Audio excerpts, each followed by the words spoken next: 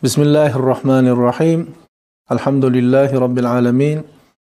Wassalatu wassalamu ala rasulihi Muhammadin va alihi va sahbihi ajma'in. Amma ba'd. Istisqo namozi shariatimizda joriy bo'lgan namoz turlaridan hisoblanadi.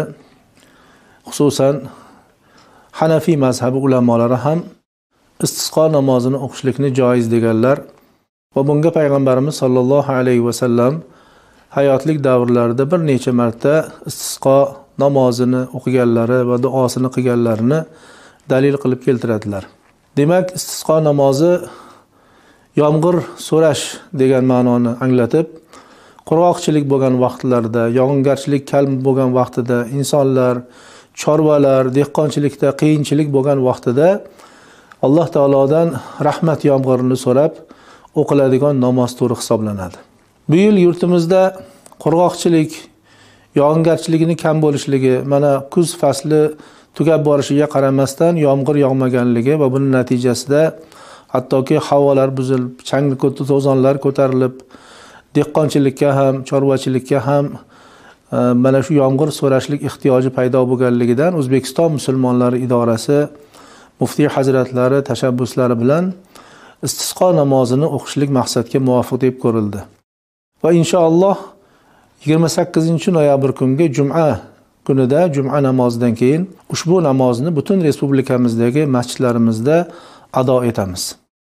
Istisqo namozi hozir aytganimizdek ehtiyoj paydo bo'lgan vaqtida o'qiladigan namoz bo'lganligi uchun buni tartibotini ham demak butun ommaga tushuntirib o'tishligimiz maqsadga muvofiq bo'ladi. Istisqo namozi juma namozidan keyin, ya'ni juma namozining farzi va undan keyingi sunnati ado etib bo'lingandan keyin o'qiladi. Istisqo namozi ham 2 rakat xuddi juma namoziga o'xshab imom bilan, jamoat bilan ado etiladi. Imom bunda qiroatni jahriy qilib, ya'ni ovozini chiqarib qiroat qiladi. Namozdan keyin imom domla jamoatga yuzlangan holatda mihrobda turib xutba qiladi. Xuddi juma namozidek, ammo qisqaroq tarzda mana shu istisqo mavzusiga oid bo'lgan xutbani ado etadi. Jamoat esa xutbaga diqqat bilan quloq solib turadilar. Undan keyin imom domla mihrobga yuzlanib istisqo duosini o'qiydi. Ya'ni payg'ambarimiz sollallohu alayhi va sallamdan vorid bo'lgan, aynan mana shu yomg'ir so'rashga oid bo'lgan duolar borki, imom domla mana shu duolarni qiladi. Jamoat esa o'tirgan joyida imomning duosiga amin deb turadilar. Ana undan keyin umumiy duo bilan, qisqa tilovati Qur'on bilan duo qilinadi va shu bilan barcha ibodatlar, namozlar nihoyasiga yetgan bo'ladi.